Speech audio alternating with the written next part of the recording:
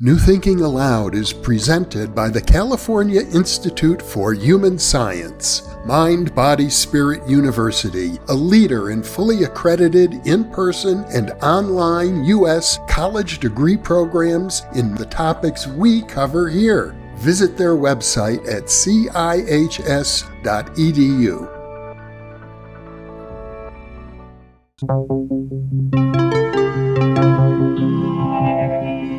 Thinking Aloud.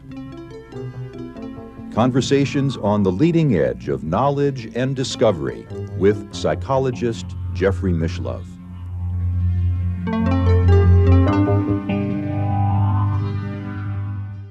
Hello, I'm Christopher Naughton. I'm happy to be working alongside longtime host Jeffrey Mishlove, co-host Emmy Vadnais, and all the great guest hosts here at New Thinking Aloud.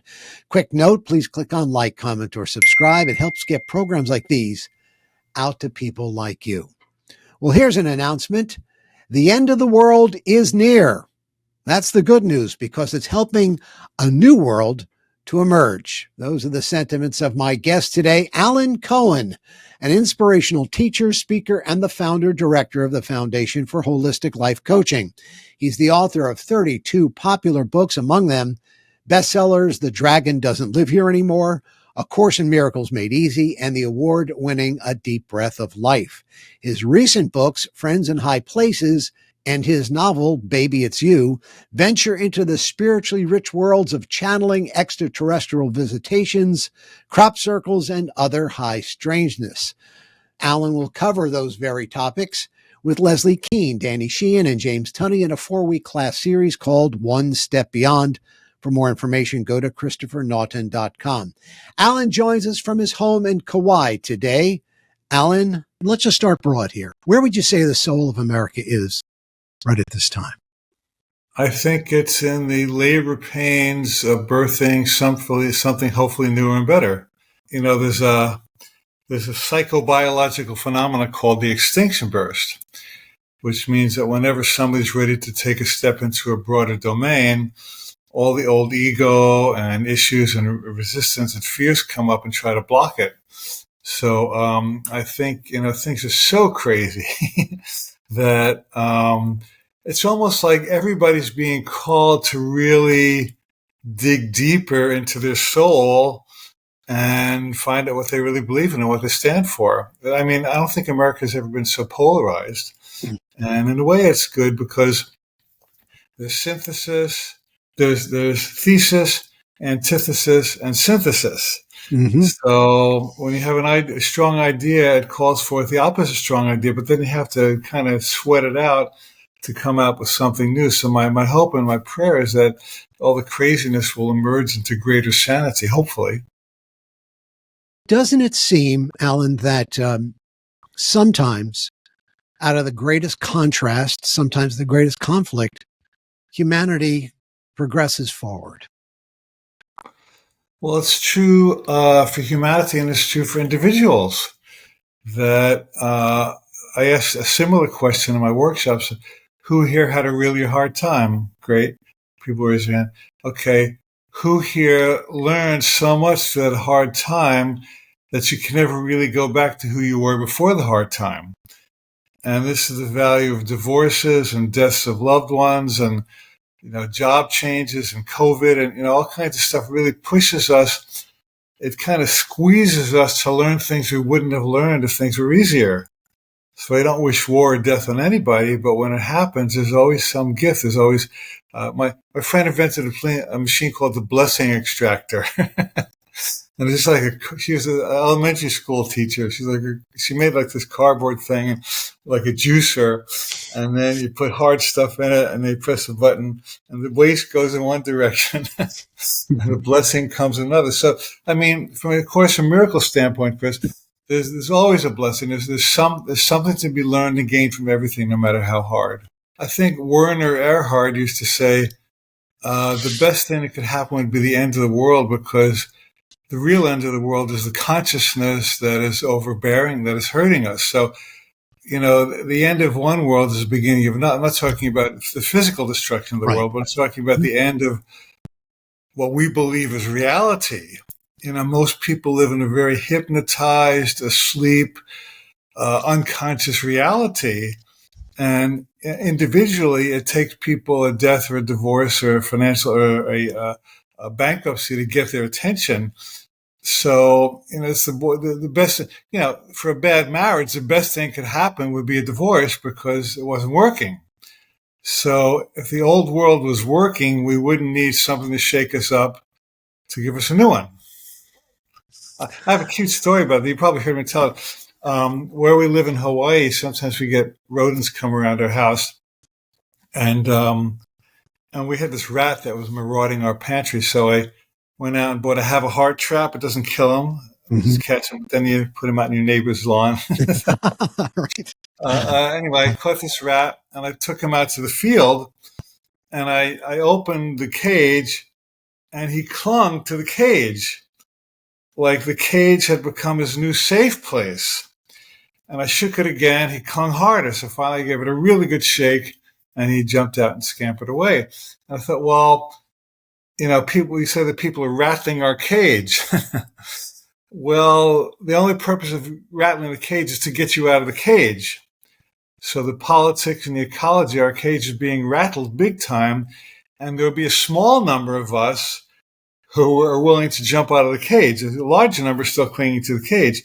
But for those of us who are willing to jump out, we find a way to freedom. And then we can say, hey, you guys, here's the way to freedom if you want to follow us. So, blessed be the cage rattlers because they shall free the planet. I don't know if you ascribe to this theory or not, but let me at least pose this to you. Whether I've talked to Neil Howe, who talks about the fourth turning, or Nick Dagan-Best, who talks about American cycles, Uranian American cycles, they both seem to concur from two different standpoints that the times we're in right now rhyme with the American Revolution, the Civil War, and World War II. And they see the next period we're coming into, especially as Uranus goes into Gemini next year, which is again where it was in all those three previous epochs, that we're experiencing that kind of monumental shift. I don't know if you believe in the cycles of history. I know Native American Indians never saw time as linear, but if there's some truth to this, does this empower us or disempower us? Well, anything that makes us grow empowers us. I'd like to kind of take this in a slightly different direction if I can, that there's a level of humanity at which cycles occur, but then there's another level of consciousness at which we're impervious to cycles. In other words, because we're spiritual beings at our core, what happens at the surface level of our lives cannot impinge on what happens at the core level of our lives. And this is why it's so important for, I think, a lot of us to have some spiritual practice, whether it's meditation, yoga, Tai Chi, Course in Miracles, prayer. All these practices drop us into our core, which really transcends personal and social cycles. So even while it is true that these cycles keep going on one level, I think our only hope really is to found ourselves in a spiritual reality that transcends those cycles. So from that higher perspective, we can see how to work with the cycles and make them work in our favor. I mean, Einstein said that you cannot solve a problem from the level with the same mind that created it. Mm-hmm. So we have to. This is all pushing us to jump to a higher mind to create a lower problem, to solve a lower problem.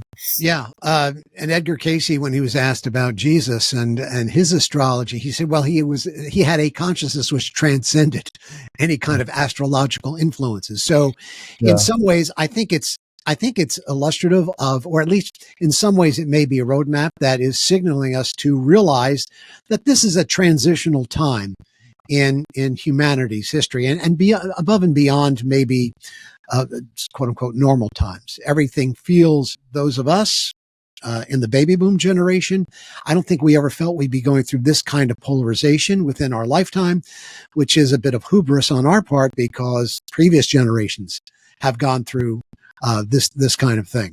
So again, maybe we don't have to be wed to those cycles, but I think people are still nevertheless concerned. I'll take a quote from your latest book, Baby It's You, where one of the characters quotes Einstein and says, "Great spirits have always encountered violent resistance from mediocre minds." How, if in any way, does that apply to the times we're in right now, Alan? Well, there are always people who are on the vanguard of transformation. And they are usually opposed and hated and often assassinated. Not that we're putting Trump in that category, but there, Right. a lot of great people who have moved forward, life forward, have been mowed down because there's a collective mindset. Ernest Holmes called it race mind, where a lot of people agree on negative stuff and they agree on a fear-based reality. And when somebody comes along who offers a joy-based or light-based or love-based or innocence-based reality, that scares the hell out of people. And so, they want to do away with people who are advancing us. So, we have to be one of the people who are advancing us, not one of the people who are resisting. I did an interview. I was a guest on a radio show with a guy named Dr. George Love. And I asked him, is that your real name? He said, oh, yes, it is. He says, it hasn't always been fun. He said, because kids used to really pick on me when I was a kid. I said, why do you think that? He said, why do you think that was? I said, because a lot of people were afraid of love. And so, you get your Abraham Lincolns and your Jesus and your Gandhis and, your Sadats and, love, fear is terrified of love. So somebody who stands for the light is a huge threat to people who stand for the darkness. But what's the alternative? You're going to go back to darkness. You can't do it anyway. And these people offer themselves humbly to serve humanity, even though they were going to get cut down. So God bless them. Well, it's interesting too, because we're not here to, speak about the balefulness of the age, but I don't want to put my own head in the sand. Again, being a student of history and the constitutional precepts of the country, if there's a light blinking on my dashboard, I want to pay attention to it. I don't want to become wed to it. I don't want to become emotionally attached to it, right. But I'm not going to ignore it either. And I know that some of the characters, again, maybe, I don't know if you're speaking through the characters in your books or not, but for example, in the latest Baby It's You, we hear things such as, do you think that the world is going to hell? Is there a collapse of civilization? So we'll get on to some cheerier notes here in a second, but you've been giving some cheery responses to these, not easy questions, but you do pose that in this book and in other books. Do you think there's a collapse of civilization going on? I think there's a collapse of an old consciousness. And to the extent that the civilization matches the old consciousness, it will collapse. But I don't know if that's a bad thing. One thing I've discovered, I have a few years on my record now. And it looks like I realized that almost every age thought it was the worst one and the last one. And there's been times on the planet that have been much worse than this one. You had bubonic plague. You had the Spanish flu that killed many, many more people than COVID. You had, World War I, which they said was a war to end all wars, but guess what? It wasn't. You had World War II, where 75 million people died for insane reasons. So, in a way, I wouldn't say we have it easy, but the challenges that face us are huge. But, we have to respect other civilizations, our predecessors who've gone through huger challenges and weathered them. I mean, World War II, we're going to talk about spiritual stuff, right? So my teacher said that a lot of the people who were born, the baby boomers, were people who were killed in World War II, and they came back with a deep desire for peace. And so when they hit their teens and early 20s, which was the 60s and early 70s, there was a huge movement for peace and the environment. As you mentioned, a lot of great things came out of that, the women's movement and civil rights. A lot of great stuff came out of that time of turmoil because there were people who had a collective, such a deep desire for healing, maybe as a result of death in World War II. I can't say it's true or not, but maybe it is. So, look at, Abraham talks about how contrast produces. And again, that's a channeled source. I'm sure many people in our audience have heard of Abraham. A lovely, amazing channeled source, but a channeled source nevertheless, right? It's called Abraham Hicks. A woman named Esther Hicks channels Abraham. Sure. And they talk very often, whether you believe it's a channel or not, it doesn't matter. The quality of the material speaks for itself. Right. So, Abraham says that contrast produces rockets of desire, which means that you now want something ardently that you weren't wanting or dealing with before. And the sharper the contrast, the more powerful the rocket of desire. So, the contrast of our politics and environment is really forcing us to want more and not put up with the old bullshit, if I may. And so, we're in the birth process. Birth pangs are not easy, but when you come out of the birth canal, you can't crawl back up in because you've been squeezed to the next level. Right. Onto a somewhat lighter note here, I noticed in the in the latest book, Baby It's You, which I talked about at the outset of our conversation, and of course I love the title, "Help Wanted: World Savior, Apply Within." But you dedicate the book to Yeshua. What's that about? Why? And how does that figure into the time period we're in here? Well, Yeshua was the Hebrew name for Jesus. Or the Aramaic name. And so a lot of the book is about people wanting to redeem the earth by getting some kind of savior to show up. And some of them one guy's trying to bring back Jesus through cloning. Another guy's trying to bring back Jesus through birthing him through the Essenes method through which he was birthed, 2,000 years ago. So there's this yearning for some consciousness to rescue our planet from the throes of weirdness and insanity and pain that it's in.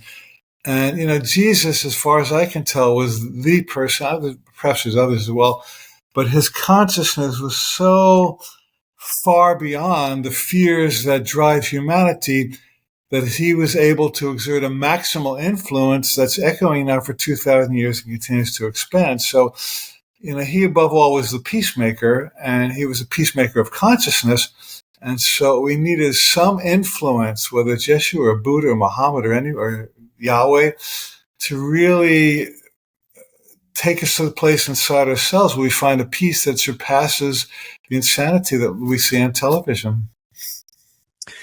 And what's interesting too is we're talking about the throes of what the nation is going through, and that so much of what some of us find to be odious or challenging is the rise of Christian nationalism and the rise of a fundamentalism that maybe we haven't seen in this country in a long time, if ever. And yet some of the things that you're suggesting in that book and really all throughout your writings is that this man, Jesus, was never meant to be our savior per se. He was never meant to be worshiped. He never asked to be worshiped. He always asked us to see the Christ in ourselves. That in and of itself is shocking to mainstream and maybe evangelical and some Pentecostal Christians and those who have been wed to the notion that we need a savior. And yet, don't you see that as a major bump or hill that may help the transformation of the race, especially as we see this man, Jesus the Christ? Absolutely. A great question. And the answer is that most people misinterpret Jesus, and they're looking for somebody outside them to save themselves when it's really the Christ consciousness in each of us. And I've heard that Jesus does not want our worship, he wants our worthship. And in Course in Miracles, he identifies himself not as a savior, but as our elder brother who has found his way to the light before most of us have, and he's beckoning us to show us the way. So Jesus wants us to walk with him side by side rather than bowing down to him. Now, this is going to really rub a lot of fundamentalists the wrong way because they have a huge investment in praying to a God on a cross. But really, there is a God that lives inside of us that far transcends any that we see hanging on a cross. And I think there'll be a major shift in humanity when we start to worship the divinity in ourselves instead of identifying one figure outside of ourselves who's going to save us. In fact, when you finish the book, that's exactly where the book ends up. I won't tell you how. But it's a fun ride anyway. It's about the journey anyway, Alan. So it's not about the destination, right? So that works well. So how is this changing religion? I mean, and do you think that maybe that, we're seeing the death throes of this? I mean, I have proffered that part of the chaos that we're feeling are the death throes of fundamentalism. Maybe I'm a little too sanguine in that department. But do you see it maybe in the same light or similar I light? think a lot of people are growing beyond religion. My teacher used to say that religion is for people who are afraid of hell, and spirituality is for people who've already been there. Yeah. And she also used to say that religion teaches discipline, religion teaches obedience, but spirituality teaches self-discipline. Mm. So religion has had its value. However, I think we're being squeezed to grow beyond it. And a lot of people I know, I respect people in religion, have a pure heart, and they worship God of their choice. Mm-hmm. But a lot of the people I deal with have grown beyond religion, and they really want to be a walking Christ and, be a model of love rather than, wait for somebody else to model it for us. And do you see that growing? I mean, is there any way that does not continue to grow? Does it feel inevitable to you that let's look 50 years down the road, whether religion is here, it looks different, likely? Well, look, give me your impressions, Alan, 50 years from now. I don't know. I'm not a soothsayer in that sense. I do know that in general around the world, religion is on a decline. I think John Mundy, one of my teachers, said that it's declining by a rate of 9% per year. I don't know exactly, but I'm a student of Bashar. Bashar is another channel entity. Yes. And he talks about parallel realities. And he said that, and Jesus said this too. He said, within my Father's mansion, there are many rooms. And what parallel realities means is that there are many different realities happening simultaneously. So we might say that in 50 years, there might still be a reality where religion is popular and predominant. And there might be another reality in which it is not. And each of us is choosing at this moment which reality we wish to participate in and which fruits we will bear the result of. You were raised Jewish, were you not? Yeah. Yeah. And so when did you jump? I don't want to say when did you jump ship? No jump ship. Well, but when did you make that transition that goes beyond what I would call, standard or Orthodox Judaism? It's another great question. Well, at age 13 or 14, I adopted Orthodox Judaism as my practice. And I was extremely serious for like 7 or 8 years. And I went to temple and I ate kosher food and I did all the rituals. And my mother said I was 60 before I was 16. And then when I was about 19 or 20, there was a fast day and you're not supposed to eat. And I was really hungry and it was late at night and I really wanted to eat. And I asked myself, why are you not eating, Alan? And the voice said, well, you're afraid that God will punish you and you'll go to hell if you eat. And I thought, well, that's not a really good reason to do a religion, is it? That's not a really, really good reason to do a life, is it? So I did a leap of faith and I ate a piece of cake. And that was the end of religion for me because Jack was out of the box. And I kind of went wild. I did psychedelics and dated lots of women. I hiked around Europe with a backpack. And I studied every religion, every philosophy, every consciousness training. I did Zen. And it was an explosion of consciousness for me. I learned so much in the 7 years that followed that really gave me enough nourishment for the rest of my life, really. But I had to move beyond a God of fear in order to progress spiritually. And I think, unfortunately, a lot of people relate to God as an angry, vengeful God, and they do religious rituals only because they're afraid not to. And that's no reason for anybody to do religion because living in fear is denial of a God of love. And so you have to get your head out of this vengeful God matrix in order to heal that. Yeah, a wild ride, but still that you benefited from that time. And sometimes, you go back in your writing to the mystical Messiah, to the Essenes. I mean, again, this is the way your book, Baby It's You, starts out. It starts out with the Essenes. And my guess is, even though I haven't finished the book yet, it's going to come on back to that. But here is an ancient Jewish sect, if you will, who Right. lived a very kind of a pure lifestyle. That's what brought the Christ in. In Right. some ways, I've opined here that, again, all the religions have a mystical path. Kabbalah is one for Judaism. I guess you could say the Essenes, and Edgar Casey talked about the Essenes long before we historically knew about them because of the Dead Sea Scrolls and Nag Hammadi Library. But in essence, we're coming back around to that again, right? The mystical element of Judaism. Maybe that's what you were going for when you were a young man. You just didn't know it. Well, I think, all of those mystical streams have run throughout the ages. I don't think there's anything new about them. And you're right. The Essenes held the purity that birthed Jesus. And the Kabbalists, there's mystical Kabbalism. And, there's the Sufis. And every religion has something. And I think if you're going to be in a religion, I would go for that mystical sect because for some reason they've maintained the original purity that the founder intended. And, they've escaped the bonds of oppressive, dogmatism. And so, I would advise everybody in any religion to, pierce to the core of the religion and study with people who understand the transcendental elements of it rather than the fear-based elements of it. Yeah. So the Essenes, of course, were preparing the way for Jesus, the first coming. Lots of Christians like to talk about the second coming. What does the second coming mean to you, Alan Cohen? It means nothing because it means that he left.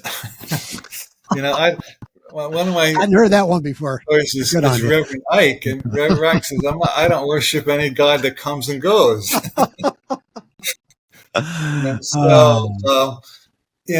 People, the only real second coming is a second coming of consciousness. Yes. Okay. Well, there you go. I mean, whether you talk to people like Matthew Fox, the coming of the cosmic Christ, etc., I think they would say, okay, we missed the first one. We were expecting, a guy who was going to come and slay the kings and the Egyptians and the government. We missed it there. And now this time we're looking for something outside of ourselves, but really it's always been within us, right? Well put. I mean, if you were Jesus and, what happened to him happened to you, would you come back again? It's like diving into an insane asylum with people with guns. It's like, I wouldn't come in. But we're joking about it, but there really is a truth that this is the birthing time of the Christ consciousness rather than pinning all of your hopes on one physical body. And if you're a Course in Miracles student like I am, there's really a downplay of the role of the body and an upplay of the role of the spirit. And so wanting the second coming is just another form of being trapped in body consciousness and thinking that we need one man to walk the earth to save it, when really we need one consciousness or a consciousness of oneness to save it. Right. All these things ye shall do even greater than I. Yeah. I mean, isn't it interesting that we live in a society which is still, again, religion is dying, quote unquote, but we still live in a somewhat predominantly Christian society. And, you go to scripture and there are all of these quotes about light and the light is within you. And, about the whole nature of us is light. What is the one about, if your third eye was open, if your entire body would be full of light. If your eye be single, your entire body would be filled with light. Yeah. And there are a dozen, if not more, quotes like that. It's interesting how some of those things are skirted because we dare not put ourselves on the same playing field as Jesus. And yet that's a big part of the consciousness revolution. I think we have to be on his playing field because he was a teacher of equality. He wasn't a one-upman. And so the greatest thing that you and I could do would be to live his life side by side with him instead of worshiping at his altar. Right. What was it said? The coming of the kingdom is really a statement of the coming of a new station of consciousness. Jesus made so many mystical, spiritual, metaphors but most Christians just screen them out. It's selective perception. All they talk about is, the fear-based God. And so if you can go back and write a whole new Bible just based on his mystical, prophetic, visionary statements, those are the ones I read. I leave the other ones out. I'm also a selective Bible reader. And again, a big student and teacher of the Course in Miracles and the Tao and many other mystical or metaphysically oriented paths over these years. So after 30 some odd books, I thought it was interesting that Alan Cohen was coming out of the closet. Here I am. I'm going to write about channeling.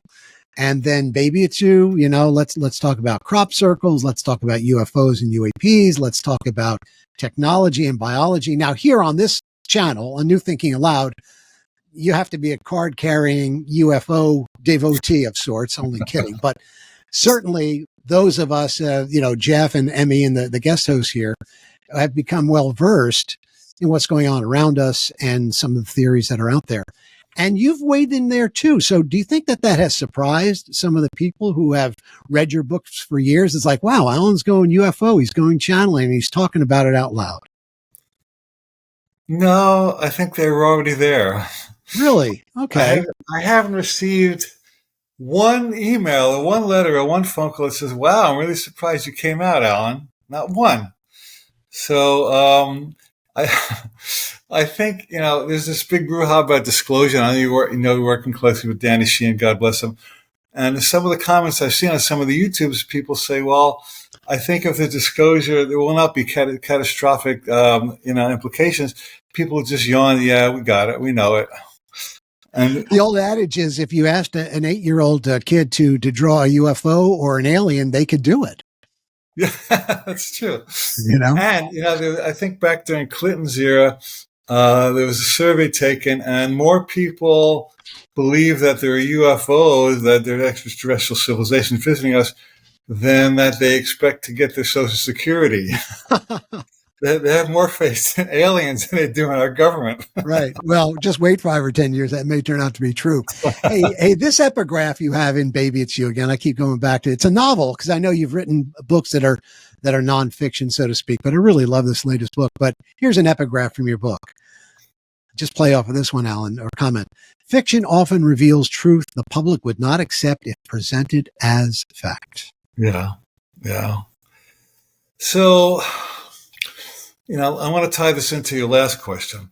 So, the most powerful influences on my life have been channeled entities. And I don't go looking for, I'm not woo. I'm about as grounded as any spiritual teacher gets, I must say. I don't go looking for them, but they seem to find me. And I have worked with Abraham and Bashar and a personal teacher named Carl that nobody ever really heard of, and Emmanuel and some others. And for some reason, it's possible for divine higher wisdom to come to the earth through various people. This is my absolute experience. You couldn't convince me otherwise because it's happened to me my whole life. And so I think we have to open to the gift that God is speaking to humanity through some people, maybe everybody, but through some people specifically. And if we're willing to latch onto those teachings, we can accelerate our evolution exponentially. In fact, in Course in Miracles, Jesus says, if you get today's lesson, it can save you 1,000 years of suffering and searching. Wow. Do I really want to be spinning around the karmic wheel for another 1,000 years when I can get today's lesson and get free? So the Course in Miracles is channel material through the most unlikely channel of all, Helen Schuckman. And yet the material stands on its own merit as transformational for all of humanity. So I think God, in the midst of our human insanity, and God knows the world is insane, in the midst of our insanity, there are certain rays of light through which divine wisdom is delivered. And for those who have their antenna up and are willing to receive it, it can save us a lot of trouble and save the planet a lot of trouble.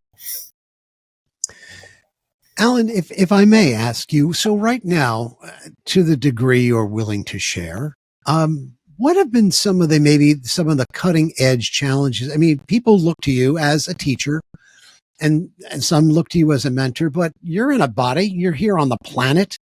You know, you have to eat and drink and, you know, walk your dogs, etc., like that. What are maybe, if you could share maybe a challenge or two that you've gone through, a spiritual a challenge in the last decade, and how did you get through that? Do you have mentors? Do you have people that you speak to? I mean, I know you used to pal around with people like, you know, Wayne Dyer and certainly Richard Alpert, who later became Ram Dass, and many others who we've called teachers, but then they became peers.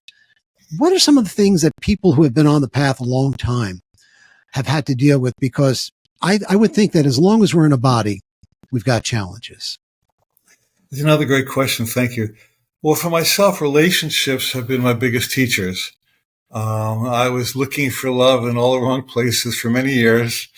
And I had dated lots of women and had lots of relationships.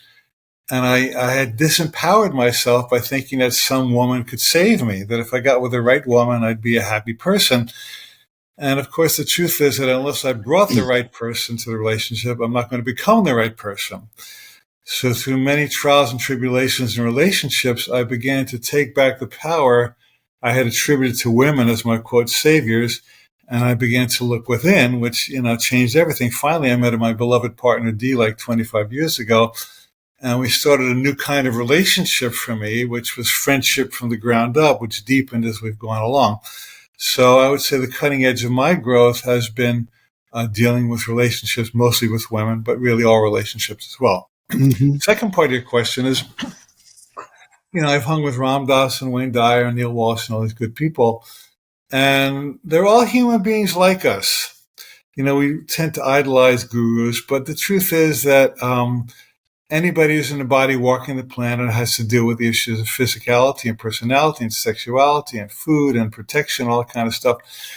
And I have seen some of these people in their most intimate moments, and they're just as messed up as the rest of us. Not generically, but they have their moments, we'll say. Mm-hmm. And so, you know, I can give examples, but I won't. But, you know, I can give my own examples, but I won't. But we all have our human moments and we all have our divine moments. And I think one of the ways we need to take back our power is to quit idolizing gurus or quit idolizing authors or mentors.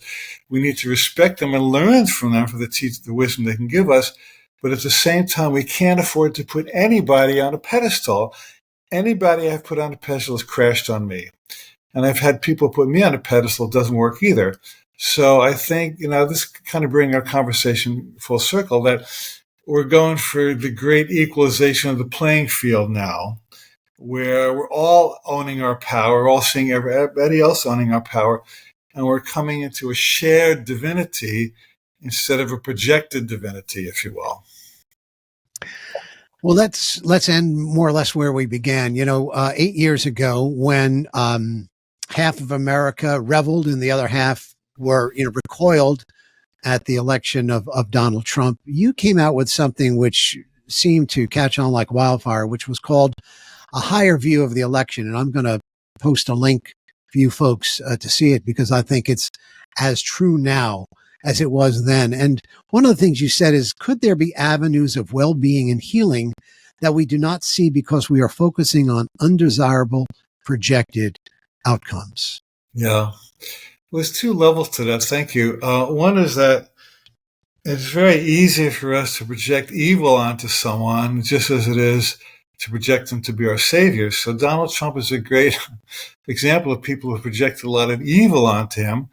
I'm not saying he's not. I mean, he certainly has his downside, but it's very easy. Projecting evil is another form of disempowerment. In other words, we could go back to the Bible, and then when the Jews were wandering in the desert with Charlton Heston, the high priest Aaron took a goat and he said, let's all project our sins into this goat. And everybody projected their sins there, and they beat the goat and sent it off into the desert. And they believed in that moment that their sins were purged. And that's the origin of the word scapegoat, that we take our own sin, our own perceived sins, and we place them on somebody else, and we believe we're free of them. So it's extremely easy to project all of our sins onto Donald Trump and say, well, let's get rid of him because then we'll be free. Because no, we have to deal with our own shadow. He's become a shadow for a lot of people. He's done a great job of it. But we have to look at our own shadow. And the second piece is that the more fearful we get upset, the less clear we are to make intelligent decisions.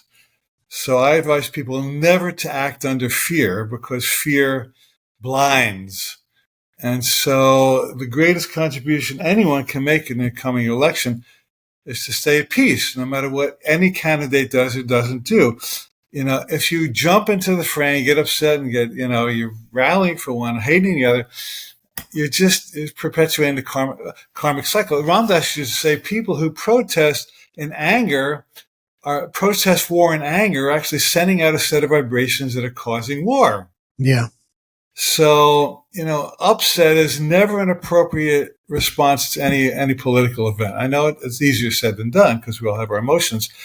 But, my contribution and yours during any election is to be the faith keeper, be the peace holder, be the space holder. And then Gandhi said that the love of one person can offset the hatred of thousands, or the clarity of one person can offset the confusion of thousands or millions. So, you and I and anybody who's watching this broadcast has to be that person. Otherwise, you're part of the problem. You're either part of the problem or part of the solution. I want to be part of the solution. And using, again, the Course in Miracles as we get closer to this election season, just a couple of phrases here that you have used before. Maybe you could just comment on them. Keep voting with your consciousness. Yeah. I just love this. To me, it's the answer to everything because candidates seem to be put in place by people who vote in booths. And that's true only at the most shallow level. But we've had 2 elections in the past 25 years where the person who won the electoral college did not win the popular vote. So there are actually more people. But the truth is that nobody can get in office. And I really mean this very sincerely, even if people disagree. Nobody can get in office unless they somehow reflect the collective consciousness of the nation, for better or for worse. Yeah, Jefferson said the same thing. The country gets the leaders it deserves, which is a corollary in consciousness. Yeah. Who said that? Thomas Jefferson. Yeah. Well, he was way ahead of the curve, wasn't he? Right. For Barack Obama to be elected, there had to be a huge shift in consciousness to allow an African American to be president. And so he represented a growth in consciousness that had not happened, since the beginning of our nation. So if we get a bad president this time, we deserve it because it represents the masses. And so this is why the shifting of consciousness is the only answer to political upheaval, because, the more people who change their minds become voters for the light with their being, then no bad president or anybody could stay in there because there will not be the energetic support for them. Here's another phrase, again, with the context of electioning or electioneering. I do not know what anything is for. I do not perceive my own best interests. Yeah. I'll add another one. One of my favorite lessons from the course. I could see peace instead of this. That should be our mantra for this whole election season. If we practice that lesson, then we might get somebody good in office. How it's going to come about? I don't know. I'm asking for a miracle myself. I think this is a great election to ask for a miracle. It'd be wonderful if we did. Perception is not a fact. It's a choice, right? It's a choice. Yeah. All things are lessons God would have me learn.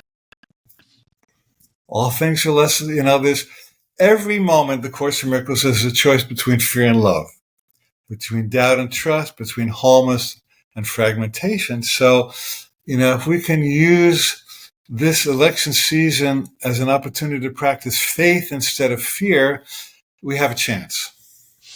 What's interesting is that at least one and probably more than one candidate here, portrays themselves as a victim, and yet the Course tells us I am not a victim of the world I see. Yeah.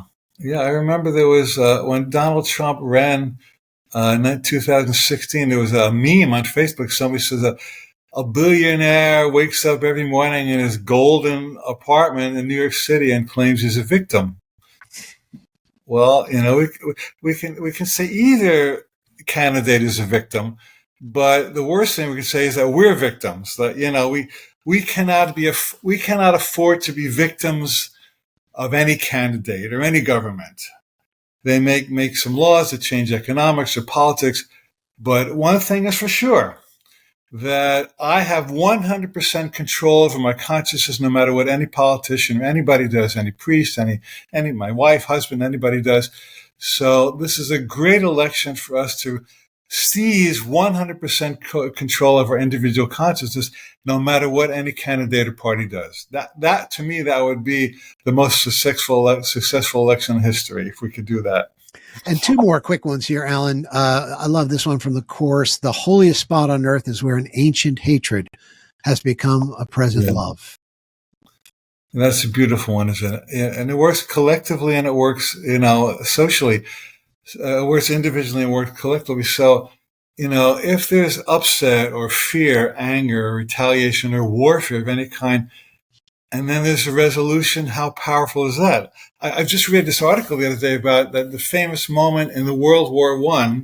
You probably know about this, when it was Christmas Day, and the French and the Allies fighting against Germany, and Germany declared a ceasefire, and they ate dinner together, they played football together, they took photographs together, and the statistic was that there were 100,000 soldiers participating in that moment. And the next day they went back to shooting each other. So to me, that moment was a shining ray of light through the clouds of war, that it is possible for people to come together if we make a choice. They use Christmas as an excuse, but we can use any moment as an excuse to come together. Wouldn't that be a glorious victory? Alan Cohen has been my guest today, an inspirational teacher, speaker, and the author of some 32 popular books. You can join Alan and me, Leslie Keene, Danny Sheehan, and James Tunney for The Evolution of Religion and Spirituality, One Step Beyond. Go to ChristopherNaughton.com. Alan, always a delight. It always goes quickly. Thank you for joining us. For our longtime host, Jeffrey Mishlove, for co-host Emmy Vadnais, all the other great volunteers here at NTA, I'm Christopher Naughton. Thank you for joining us, where after all, you are the reason that we're here.